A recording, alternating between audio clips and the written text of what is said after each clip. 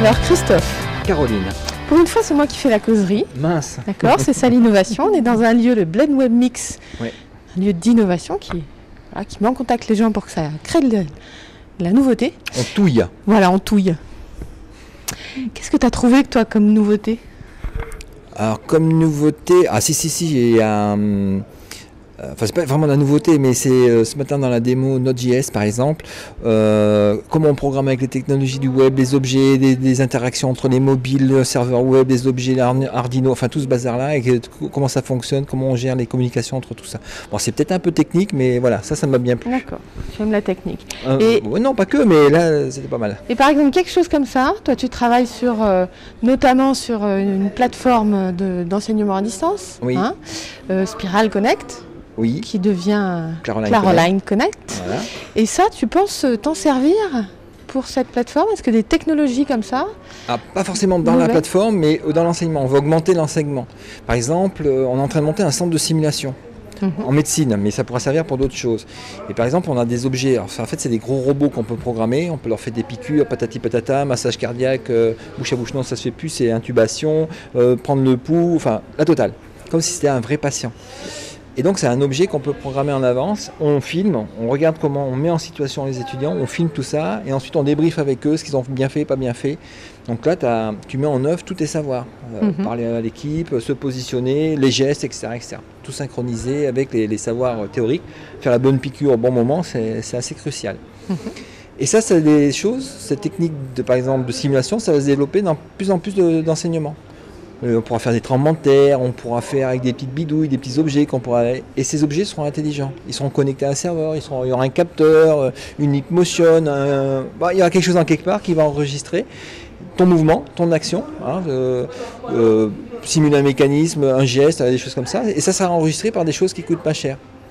Et donc on pourra le déployer en grand à droite à gauche. Et pour mettre en activité les étudiants pour qu'ils fassent le bon geste, fassent la bonne action au bon moment. Sans tuer personne. Oui, non, mais ça va faire un tremblement de terre sans détruire des maisons, des continents en entier, etc. C'est pas mal. C'est pas mal. Voilà, on va sur des choses comme ça.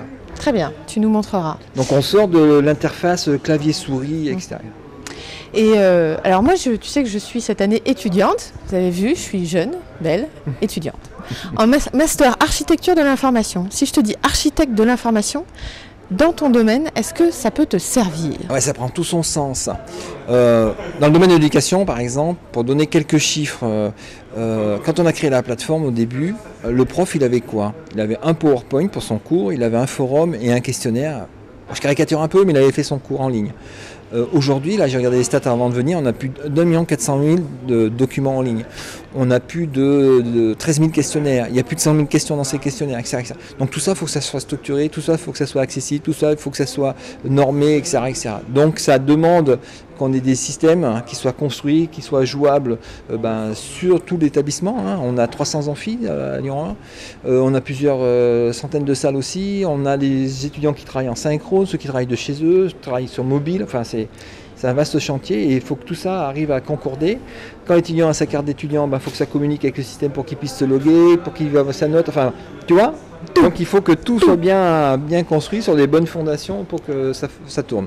J'ajouterais de mon expérience de prof que on oublie souvent dans les plateformes pour l'éducation, on oublie souvent tous les outils que l'étudiant utilise déjà et qui peuvent s'intégrer aussi au dispositif pour apprendre. Ce que les Américains appellent le Personal Learning Environment, le PLE, voilà. Où qu'ils puissent récupérer, montrer ce qu'il fait, retrouver ses documents, les stocker, etc. etc. Très bien. Et moi, j'ai découvert ici le big data, link data, etc. Que je connaissais les mots. J'ai trouvé un domaine passionnant qui, dans l'éducation, a aussi peut-être un petit peu d'avenir, tu ne crois pas? Alors, oui, déjà sur les contenus. J'ai filmé une conférence c'est un chercheur mais en astrophysique qui disait dans les années 80 ou avant les années 80 quand on publiait un article scientifique, c'était 5 pages dans une revue avec des photos et puis des graphiques faits à la main. Dans les années 2000, il y avait déjà une disquette avec des données, des choses comme ça qui accompagnaient. Ensuite, dans les années 90, dans les années 2005, c'était le DVD gravé avec 500 mégas de données. Et puis maintenant, on est au téra de données avec l'article qui est publié, avec des liens. On peut avoir les données, des bases accéder à tout ce qui a été enregistré par tel télescope, par telle sonde, etc. Donc on va avoir de plus en plus de data. Toi qui es sur Twitter, tu as dû voir ce tweet de l'INRIA il y a quelques mois, que j'avais retweeté, qui disait qu'en 2 minutes en 2016, on produira plus de données que pendant toute l'année 2003. Ah oui, c'est ça. Il faudrait le retrouver. En 2 minutes 2016, on produira plus de données que pendant l'année 2003. Donc on est sur une explosion des données. Et donc qu'est-ce qu'on va faire avec tout ça? Toi-même, quand tu vas dans l'éducation.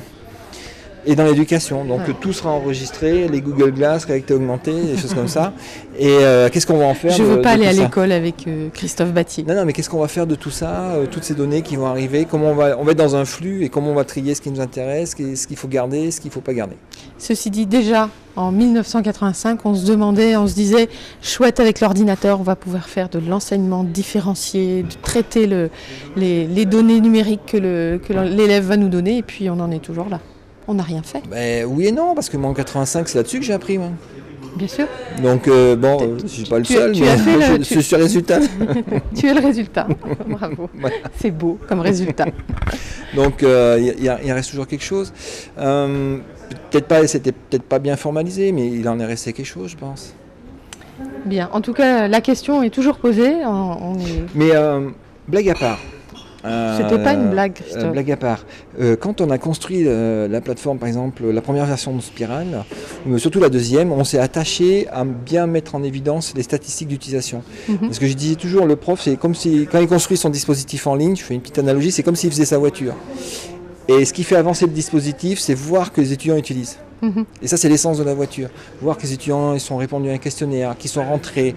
Je me rappellerai toujours du premier prof... Bon, faire simple, il met un PowerPoint en ligne, le lendemain il revient me voir, il fait c'est quoi ce chiffre de 500? J'ai dit c'est le nombre d'étudiants qui sont allés voir votre PowerPoint cette nuit. Il dit non mais c'est pas possible, je peux pas laisser ça. Tu vois, il a pris conscience qu'il y avait des vrais usages. Et donc ça fait bouger les choses. Voir que ces étudiants, un prof quand il s'investit, s'il a un retour sur investissement, c'est quoi le retour sur investissement pour un prof? Alors dans les petites classes, il les a en présentiel, mais sur des gros volumes, c'est voir que les étudiants téléchargent, le taux de téléchargement, le taux de participation, etc. Et ça motive vraiment les profs. Peut-être ça fera changer la pédagogie, peut-être. Alors ça, les étapes sont un peu longues, mais il faut passer par plusieurs étapes. Le modèle SMAR, tu connais ça? Non. Faut suivre mes tweets. Ouais. Donc, Christophe croit que je n'ai que ça à faire, suivre les tweets. Christophe.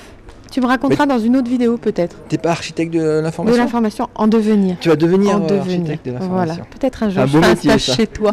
Mais quand tu veux. Gratos, j'ai pas le droit d'être payé. Pardon? Gratos, j'ai pas le droit d'être payé. Ah ben ça, alors quand tu veux. Merci beaucoup Christophe Battier. Merci Caroline. Tu es toujours aussi beau, sympathique. Bon allez, on coupe. Merci.